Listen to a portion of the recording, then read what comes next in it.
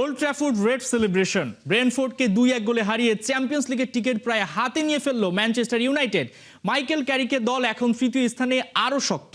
ষষ্ঠ স্থানে ব্রাইটনের চেয়ে ব্যবধান 11 পয়েন্ট, হাতে বাকি 4 ম্যাচ। ম্যাচের শুরু থেকে ইউনাইটেড খেলেছে তীক্ষ্ণ ছন্দে। 11 মিনিটে আসে প্রথম আঘাত, ব্রুনো ফার্নান্দেসের কর্নার, হ্যারি ম্যাগুয়েরের হেডে বল আসে বিপজ্জনক জায়গায়, সেখানে ক্যাসিমিরোর নিখুঁত হেড। গোলের পর ব্যাজে চুমু দিয়ে যেন ওল্ড ট্র্যাফোর্ডকে বলে দিলেন বিদায়টা। একনল অ্যাডভান্সড হাইজিন সোপ, এবার জীবাণু ধুলাবালি ঘাম clean bold. A product of Remark. স্মরণীয় করেই যাবেন। ব্রেন্টফোর্ডেও হাল ছাড়েনি। ইগোর থিয়াগো সুযোগ পেয়েছিলেন, কিন্তু ফিনিশিংটা আর করতে পারেননি। 43 মিনিটে ইউনাইটেডের কাউন্টার অ্যাটাক, আমাদের বল জেতা, ব্রুনোর দৌড়, তারপর সঠিক সময়ে সেস্কোর পায়ে পাস, বাকিটা ঠান্ডা মাথায় শেষ কাজ। এই অ্যাসিস্টে ব্রুনো পৌঁছালেন মৌসুমে 19 অ্যাসিস্টে। এই জয় এখন ইউরোপের রাজমঞ্চে ফেরার অপেক্ষা শুধু আনুষ্ঠানিকতার।